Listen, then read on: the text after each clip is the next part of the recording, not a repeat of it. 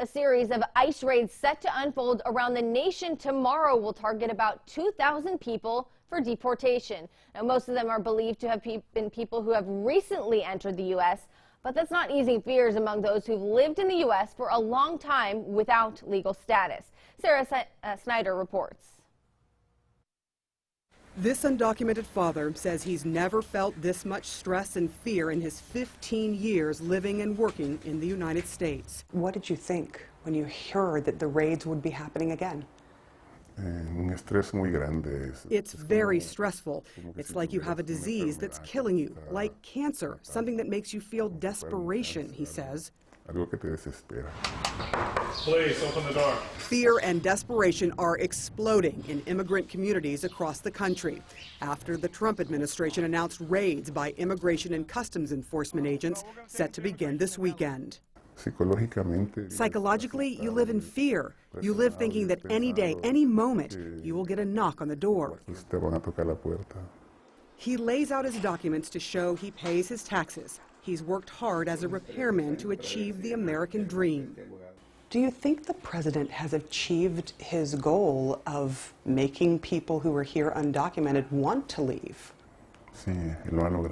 Yes, he's achieved that. There are many people who don't have a choice, he says.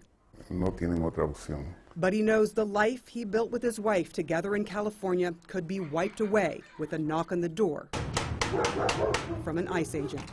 He says he left El Salvador for economic reasons after his first wife died in childbirth, and he could not make enough money to provide for his 3 children there. He entered the U.S. illegally via the Rio Grande in 2005, missed a court date, and a court ordered his deportation. He says that is his only crime. He's been trying to remedy it through the courts, which includes making scheduled visits with ICE, which leaves him even more vulnerable.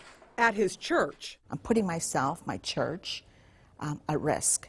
His pastors make clear they're willing to face the consequences of helping the undocumented. This is what we need to do. We need to walk beside our vulnerable. Their church is a member of a network of churches preparing emergency shelter for people to go into hiding in the short term and, if need be, indefinitely.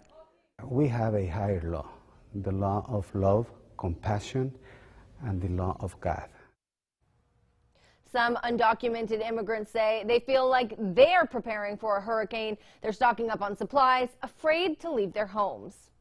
In spring of 2018, several people living in Tehama and Butte counties told Action News Now family members were detained during a series of ICE raids. Well, today we asked people in the North State how they're feeling about the planned deportations. Many people chose not to share their views on camera. Others said they don't agree with the planned raids.